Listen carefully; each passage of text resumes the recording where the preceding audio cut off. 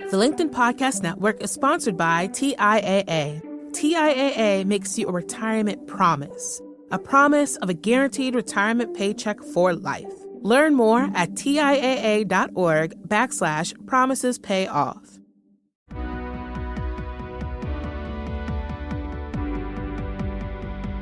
I'm Morra Aarons-Mele, and this is The Anxious Achiever. Each episode, we look at stories from business leaders who have dealt with anxiety, depression, or other mental health challenges, how they fell down, how they picked themselves up, and how they hope workplaces can change in the future.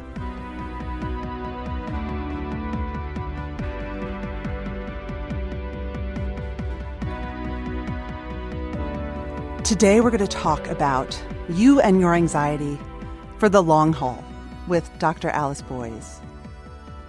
Now, I have to say right at the top here, stay tuned to the end of this episode. It's gold. I find it just very helpful advice. And this is Alice Boyes' real point of view, which is that, it's not the anxiety, and you may not be able to get rid of your anxiety. What you work on is making good decisions and managing the traps that your anxiety might lead you into, right? And I think that this is so helpful because for some of us, anxiety is our reality. Some of us feel like maybe anxiety is our old friend. I always say it's one of my most intimate and long-standing relationships. A dysfunctional and not 100% well-meaning one, but nonetheless. So understanding your anxiety and its bad habits and your patterns around it is really, really important. Way back in our first episode, Scott Stossel reminded me of a famous quote by Franklin Delano Roosevelt. Courage is not the absence of fear, but rather the assessment that something else is more important than fear. Now, if you're anxious by nature, fear may be part of your daily life in ways others just can't relate to. But today, with Dr. Alice Boyes, we're going to focus on understanding the fears and understanding the ways that we react to them and how we can make those reactions more adaptive and less destructive, even while we're making peace with our anxious nature. So let's explore the many sides of life with anxiety with Dr. Alice Boyes. She's the author of the Healthy Mind Toolkit and the Anxiety Toolkit. She's a former clinical psychologist and researcher turned writer, and I really love her helpful and practical approach to living with an anxious nature.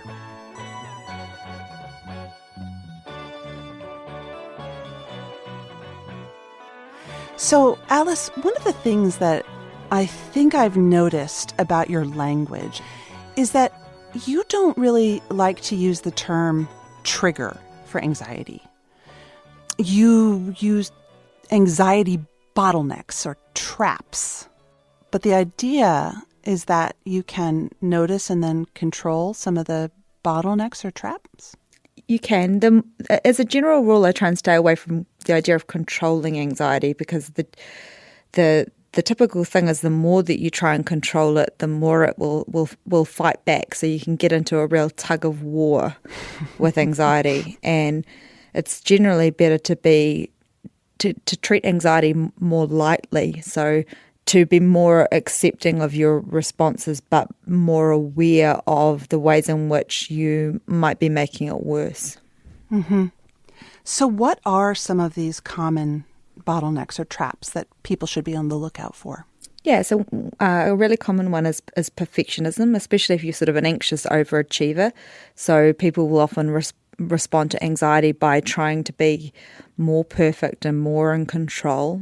So to not only have a plan B, but to have a plan C, D, and E for anxiety, and sometimes that can all of the responses or traps are things that can backfire. So what happens if you take a perfectionistic approach is that if everything goes fine and you've used a perfectionistic approach, your brain often jumps to the conclusion that the only reason it went fine is because because you did that. And you worked 80 hours on that presentation, therefore you must always work 80 hours on a presentation. Yeah, that kind of thing. Rumination and overthinking is another one. So people often think that worry has some sort of protective benefit so that it helps them make good decisions. Like if I don't worry about something, I'm going to let things slip through the cracks, or I'm not going to foresee something that might go wrong. So people end up believing that they need to think through everything in advance. They need to worry about things in order to make good decisions.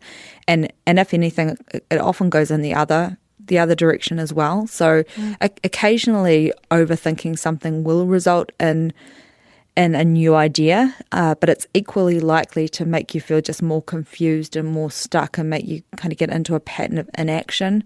The other huge one is avoidance, so that people will tend to avoid things that make them feel anxious, and then their anxiety about whatever they're avoiding tends to snowball.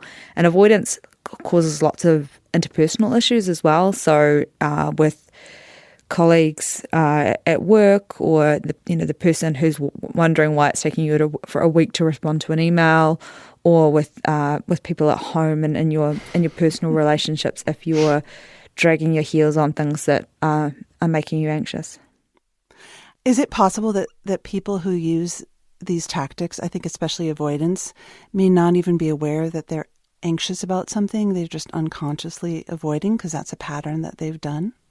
Yeah. So people often overlook the role of anxiety in procrastination.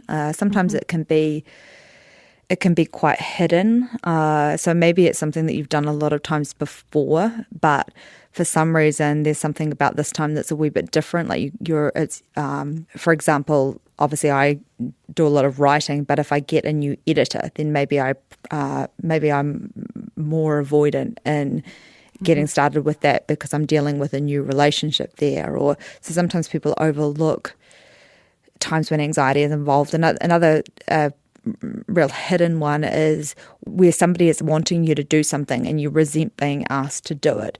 And so you blame the other person for why you're not getting on and doing that thing, without recognizing that as well as that maybe anger and resentment, there's a significant amount of anxiety involved in why you don't want to do that thing. With no disrespect to my beloved husband, I feel like that may have happened once or twice in my marriage. Yeah, me too, I'm sure. Okay. What about ruminating backwards? I'll use a real life example from my life, which is I have a lot of anxiety around money, and recently I've been sort of rerunning a scenario in my head where I made a bad financial decision because I was really anxious about a potential outcome. So I basically left money on the table because I just wanted it resolved because I was so anxious. And I made a bad decision. It's okay. The world won't end. But sometimes I wake up even at night filled with regret and anxiety over this decision. It's like a rumination vortex, Why did I do that? Replaying the scenario. It feels like a loop that I'm stuck on. What is happening? and why do we sometimes get stuck in these rumination vortexes? Yeah, so vortices, I think, is the plural. What you're tapping into there is just a really, really common pattern with anxiety is that anxious people like to resolve uncertainty as soon as possible, and often that can end up rushing into situations that don't need to be rushed into. So people will end up accepting worse outcomes over potentially better ones because they don't want to tolerate uncertainty. So one example I often give is, imagine it that you're selling a second-hand car, and you can either trade it into a dealer and get that resolved today, but you'll get a low price for it. And that, let's say that offer's not going away. You can always choose to go back to that option, or you could stick it on Craigslist and sell it yourself. But you don't know exactly how much that you'll get for it, or you don't know exactly how long it will take to sell. So an anxious person is much more likely to go with the option where they can just have certainty straight away and have the uncertain situation resolved. And dealing with that is just recognizing that pattern and again, like treating it a little bit lightly. So when you know that you're doing something that's self-sabotaging, when you know that you've got some sort of pattern, it doesn't make you this horrible, no good person who's never going to succeed. It means that you've got an Achilles heel, and just treating it that little bit more lightly can really help. And also just acknowledging that your brain is trying to resolve it for you. So it's whirring away, trying to do the best that it can to resolve it. And although that mechanism there is trying to help you, it's just not doing a very good job of it. A bit like when a computer is trying to get something done, but it like doesn't have the memory to complete the task, so it ends up getting stuck. So just kind of recognizing that you've got some emotional pain there, and your brain is trying to help you figure it out, but it's just not doing that in a way that is actually helpful. The LinkedIn Podcast Network is sponsored by TIAA. In the last 100 years, we've seen financial markets swing, new currencies come and go, decades of savings lost in days, all showing that a retirement plan without a guarantee, quite simply, isn't enough. So more than a retirement plan, TIAA makes you a retirement promise. A promise of a guaranteed retirement paycheck for life. A promise that pays off. Learn more at TIAA.org/promisespayoff. But I think also understanding that once you've done the research, you've talked to people, that sometimes, and I don't know if you think this is an okay adaptive strategy, I call it my emotional BATNA, the term in negotiation, the best alternative to a negotiated agreement. And if something is really stressing me out, like say it might be selling that used car, or it might be trying to negotiate over a salary or a fee with a client, and I am losing sleep with it, there have been times that I have said, you know what, this is not worth my anxiety. I may be leaving money on the table, but I am okay with that. I need to move on. Mm-hmm. Is that okay?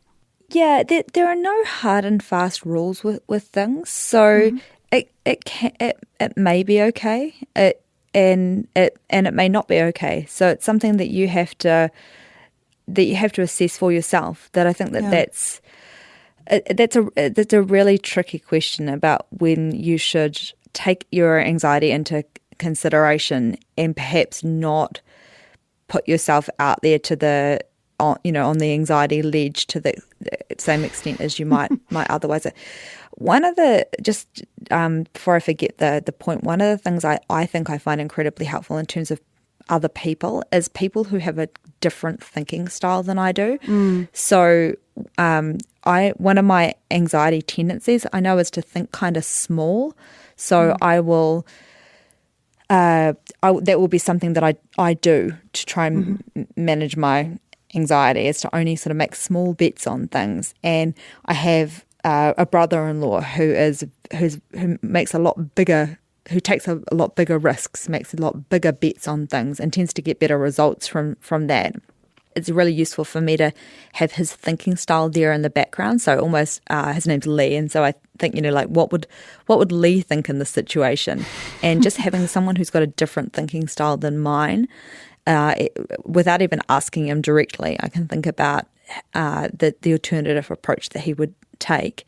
So again, that comes back to self-awareness and knowing the impact that anxiety has on the choices that you tend to want to make, and adjusting for that. So I always say that the goal of anxiety management isn't to feel less anxiety, it's to make better decisions. So it's to understand the ways in which anxiety impacts your decision making. What if instead of maybe an avoider or procrastinator, or someone who doesn't go for things they want because of their anxiety, you're like me and you're a leaper. So, you've sort of done enough work with your anxiety that you don't let it stop you from taking on risk. So here's a scenario. I get invited to give a speech that I'm really honored to give. Now, listeners, not all of you may be public speaking, but some of you are. But I am, because I host this show and I'm a crazy person like that. So I get invited to give a talk at a venue that I'm very honored to be at. I say yes. Mm-hmm. And then it's 6 weeks away. I spend the next 6 weeks not only racked in anxiety, but probably, letting it take up a lot more of my time than it might need to, both in terms of preparing and in terms of anticipating scary things. Yeah, so I would say set some limits on that. So set a concrete limit. One thing I read was that you want to prepare an hour for every minute of a talk. So that if it's a 40-minute talk, that you want to put 40 hours into preparing for it. So I would sit down with that as the goal. And if it's a really important one, maybe it's that you spend 40 hours writing it and 40 hours actually practicing the delivery.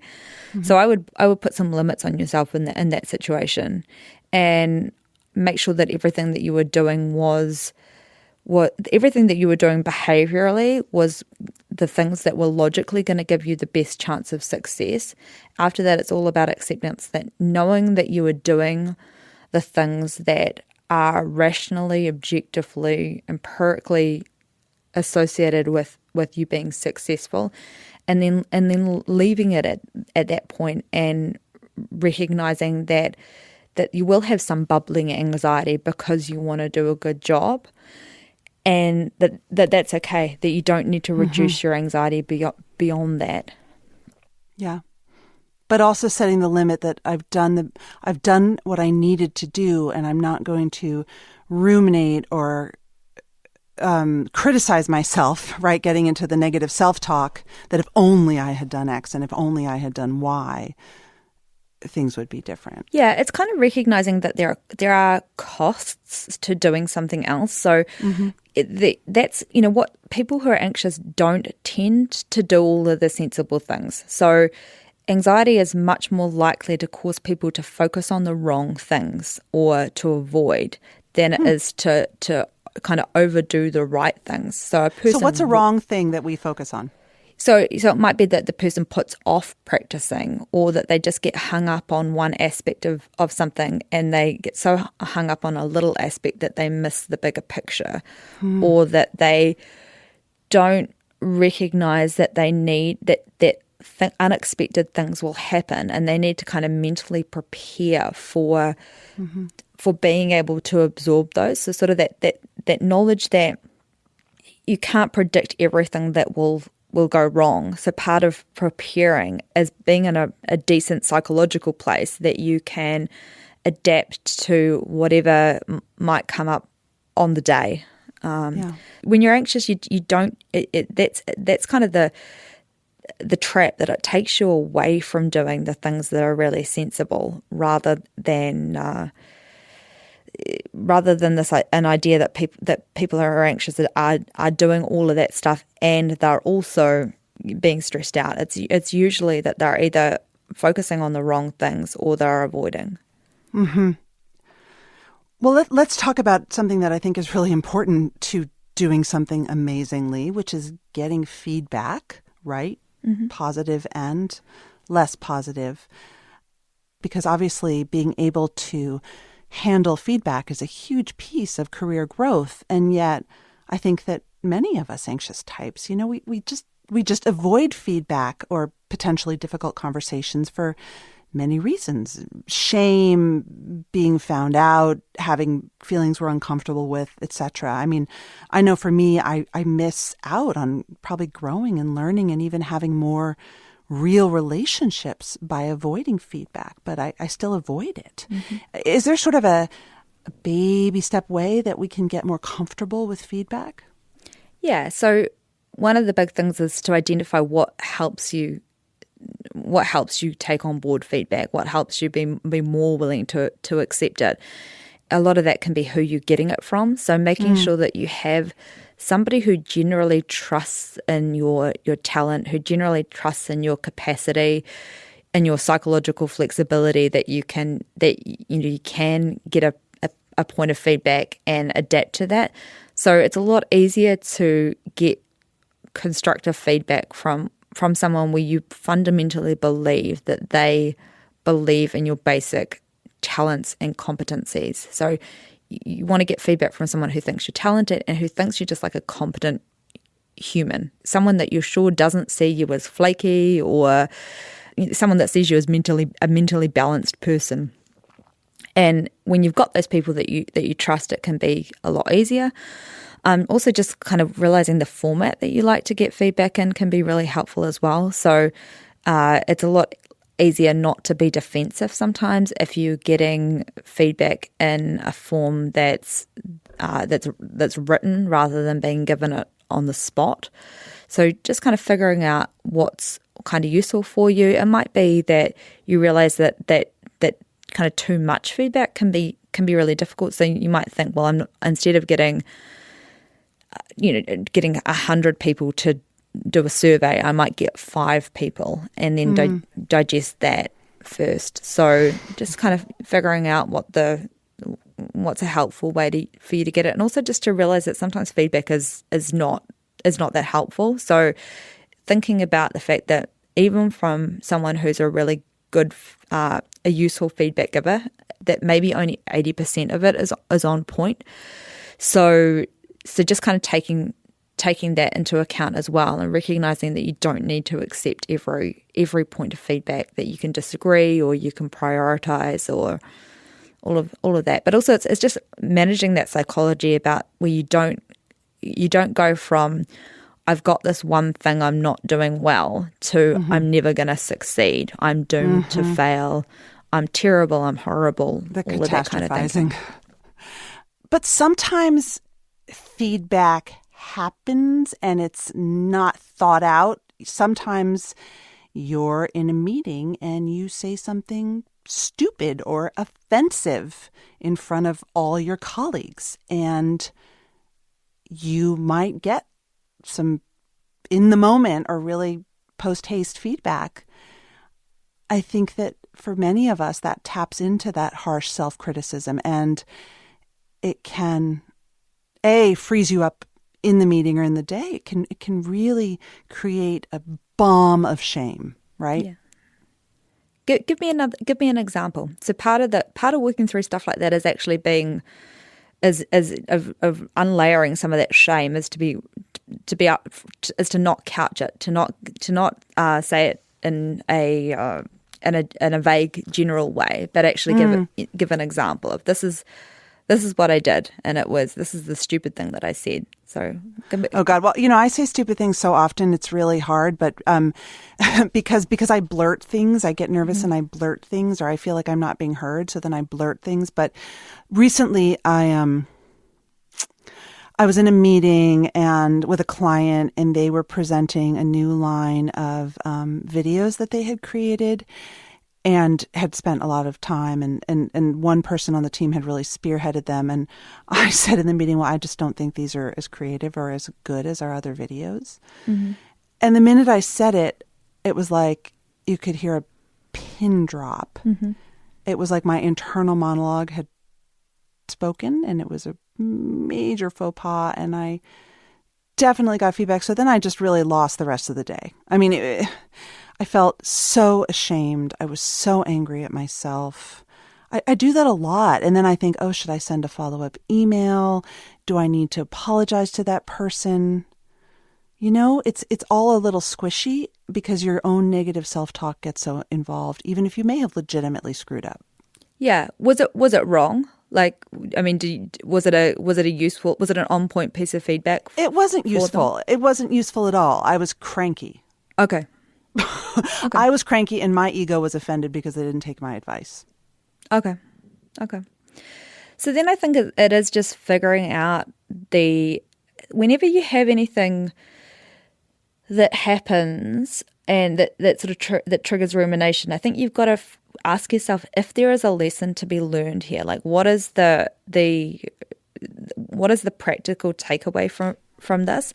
And sometimes there isn't. So I'll just quickly give a couple of scenarios. So where it's different. So we got burgled. We've actually been burgled twice, but and the first time it happened, I went through all of the sort of woulda, shoulda, coulda things that I should have done to make our house less of a target for a burglary.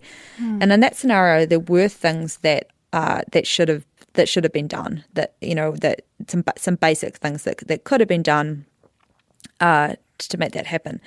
Another scenario was where I accidentally got a parking ticket, and I didn't notice a sign that said that you couldn't park on a particular road for during like street cleaning hours. That happened to me yesterday. I almost got towed. Yeah. So yeah, this happened on a vacation, and somebody told us we'd mentioned that we'd parked, and somebody said you've probably been towed, and we're like, And actually, we hadn't been towed. We'd just gotten a ticket, but it was this whole, it took us several hours before we figured out that we actually hadn't been towed. So it wasn't as bad as what we thought. But in that scenario, that was the only time in the last 5 years that I've gotten a parking ticket. So there was no logical lesson to be learned from that. I don't need to be paying more attention to signs because I'm already paying pretty good attention to signs. Right. There wasn't a lesson to be learned there. So I think sometimes it's just distinguishing that and recognizing that there isn't always, but just coming up with like a really simple plan. So in the burglary example, I might have thought of 10 or 15 different things that I could have done to make our house less appealing to burglars, right? But if I think that big, then I'm just going to get overwhelmed and not do all of those things. So kind of really streamlining it down to what are the real top priorities here, and maybe it's just one. Like, what is the number one thing I need to change that is actually doable to change in that situation? I mean, if you were to think about that for your scenario, because it does kind of sound like you're saying it falls into the category of things of there is a lesson to be learned here. Yes. A prevention focused lesson. So what would you say it would be? What's the number one doable thing that would help you stop making that mistake again? Well, it's funny. It was actually the culmination of a big lesson for me, which is that I have to choose when I talk. And so what I started doing is trying to count the times when I talk in meetings and making sure it's almost like avoiding impulse. This is a really crazy analogy, but I think listeners might appreciate it. So, when you buy something on impulse and you regret it versus when you've researched something, you've saved up and you're like, this is gold. I have to buy this. This is a great purchase. I've tried to approach my presence in meetings, because my job requires a lot of meetings, like that.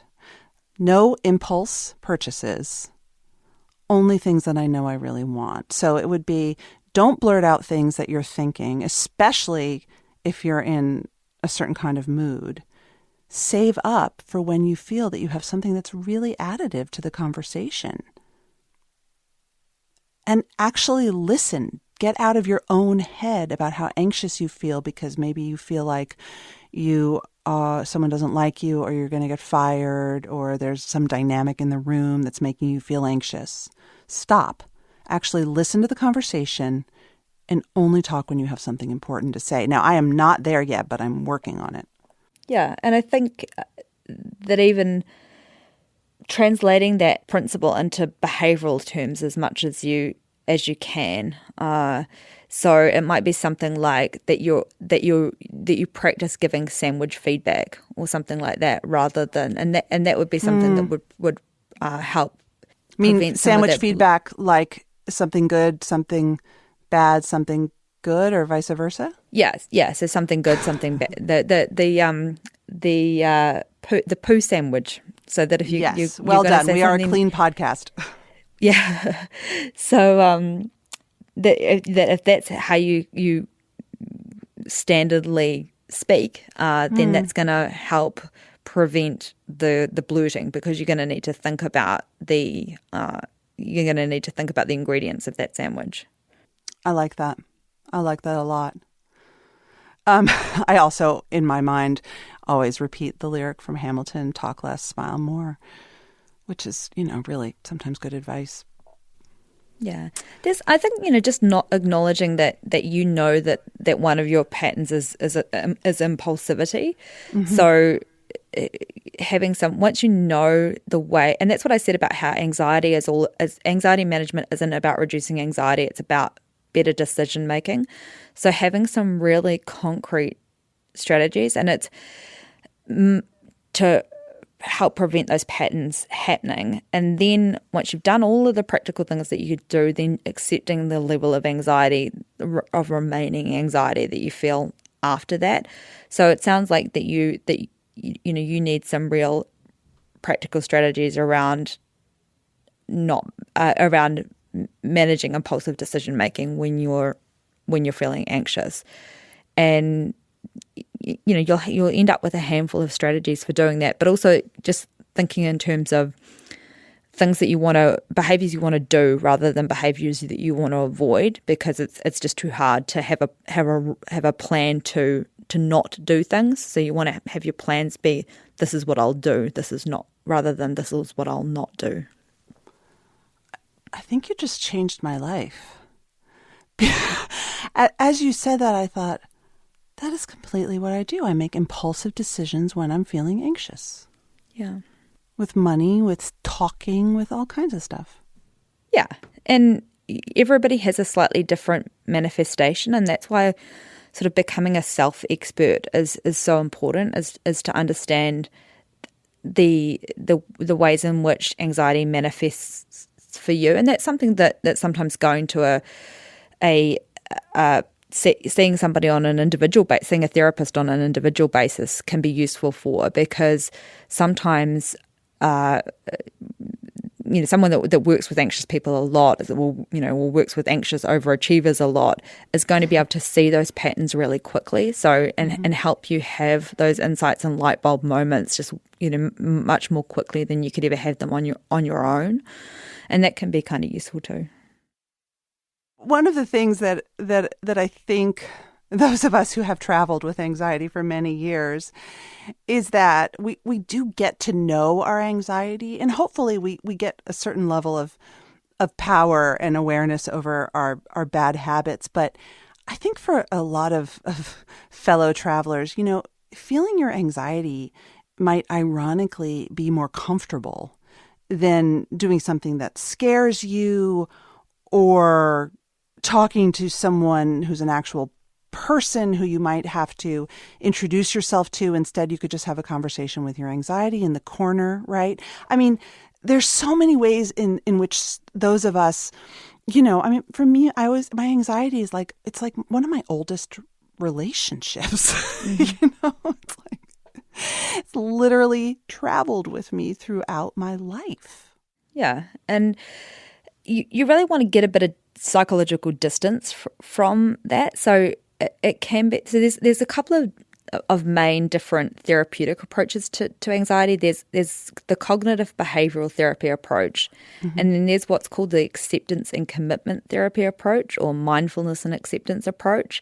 And the mindfulness and acceptance approach uses a lot of sort of quirky strategies that are designed at helping people get just a little bit more distance from anxiety. So one of the sort of interesting little things that you can do is to write down an anxious thought on a piece of paper, and put that piece of paper in your shoe, and walk around with that piece of paper in your shoe for the day. And what it is it's a physical lesson on the fact that you can have this kind of odd, nagging, uncomfortable sensation, and you can still go about and do everything purposeful that you needed to do in the day. Another thing is to use to think of your anxiety as a character who's kind of different than you, like to come up with a funny character, some sort of obnoxious character that when you're thinking about your anxiety voice, you don't think of it as you, but as this other character. And some people, those sorts of strategies don't appeal at all. For some people, they do appeal, and they actually want to carry them out. For some people, just kind of hearing about the concept of the strategy can kind of be useful for recognizing that you want to just externalize your anxiety a little bit, and just have a lighter relationship with that anxious voice. Well, and frankly, tell it to buzz off, right? I mean, I never forget. I did an interview with Ashley C. Ford, who's a writer and a television host, and she said that my anxiety is a liar, and I don't trust it. Sort of almost like like you're a girl in third grade who's like, she's not my best friend anymore. I'm not going to be friends with her. But it was such an amazing attitude, because it was like, this is a very intimate relationship, but I don't trust you, and I know how to manage you. Don't manipulate me today.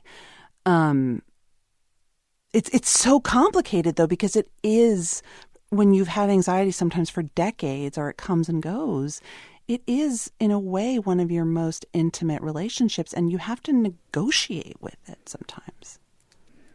Yeah, so I think sort of recognizing the ways, again, it comes back to recognizing the ways in which that voice leads you astray. So, anxiety is telling me that thinking more about this issue is going to lead to making a better choice, or anxiety is telling me that there's a right choice and a wrong choice in this situation, or anxiety is telling me that the choice I make here is really important, when actually it's not important at all. It's pretty irrelevant, or it's a pretty minor choice, and I don't need to overthink it. Or anxiety is telling me the only way I will ever be accepted in life is if my performance is perfect all the time and I make no social faux pas, or if I never lose my train of thought, or all of those kinds of things. So everybody's relationship that they come to with that anxious voice, and the way that they sort of see it, is going to be something that works for them. Like, for some people, it might be telling their anxiety to buzz off. For some people, it might be seeing it as the cranky old uncle who says racist things that you need to deal with every Thanksgiving, who's nevertheless part of the family and still gets invited. You've just got to kind of figure out what is useful for you. And one thing I often say is, as one person's light bulb moment is another person's eye roll. So strategies that are life-changing for one person might just be completely like an eye roll for somebody else. And it really is just figuring out what works for you. So I can't let you leave without talking a little bit about email and social media's role in sort of triggering a lot of those bottlenecks, whether it's rumination, negative self-talk, perfectionism. If only I had worked harder, I would have been like her, who's got this big article that I'm reading about on LinkedIn, et cetera, et cetera. Help. For those of us who are ambitious, who have some of these bottlenecks that we fall into, sometimes just opening our email or going on LinkedIn or Facebook can be a landmine. Yeah. So one of the things I have worked out works really well for me is, if I get an email that works me up, I go back and read it the next day. Like, I give it a night's sleep, or I give it 24 hours and go back and read it the next day. And often I will have actually misremembered, or I will have taken in the contents of the email wrong. Like, I'll remember it as using a certain word, like a much harsher word than the word that was actually used. So just kind of recognizing that there are all sorts of reasons why email communication can be funny sometimes. So you because you're missing all of those context cues about what the person was doing when they sent the email. So just like you were saying before, like, you were cranky in that meeting. You were coming into it cranky. So there could be all sorts of reasons why the person who is writing you an email is cranky at the time, and the lack of smiley faces or this kind of short fuse is actually nothing to do with you, but you don't have any of that information. So, and what about triggering social media that triggers perfectionism and stewing and the what ifs?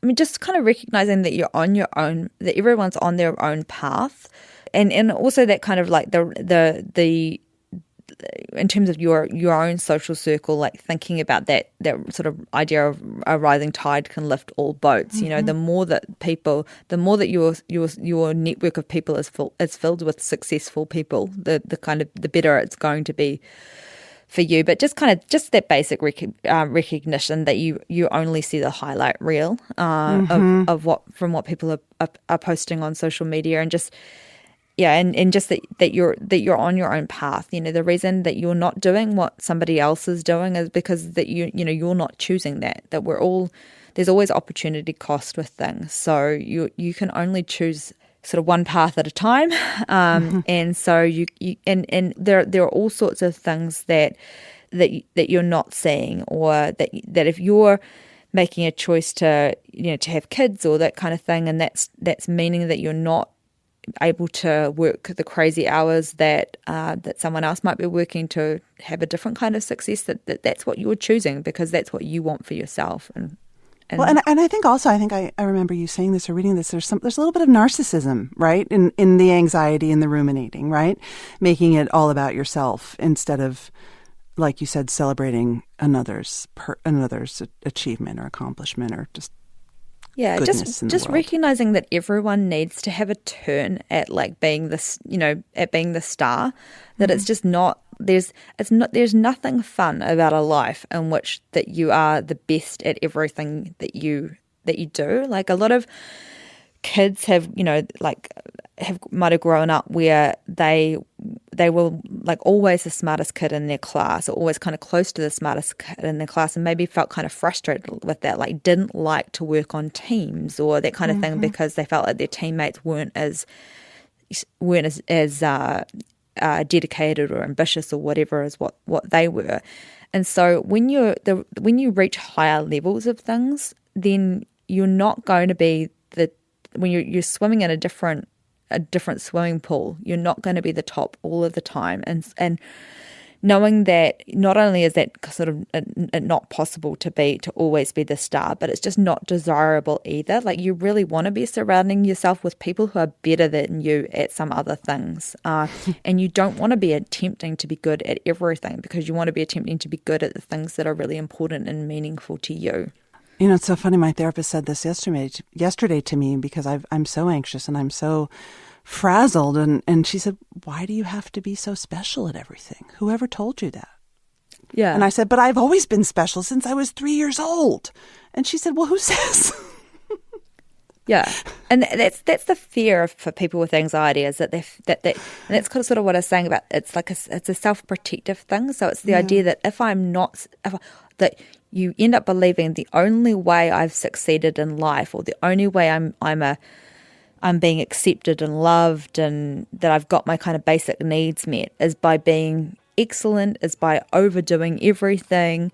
And it's recognizing that you don't need to be doing that super self-protective thing, that not being special, that not being the best at everything isn't a threat to you. It isn't a threat to you, getting the basics of what you want out of life.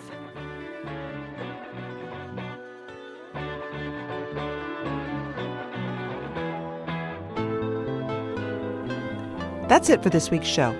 If you like what you've heard, be sure to subscribe and submit a review in Apple Podcasts or wherever you get your shows. And if you have an idea for the show, or you want to tell us your story, drop me a note at anxiousachiever@gmail.com, or you can tweet me at MorraAM. That's MorraAM.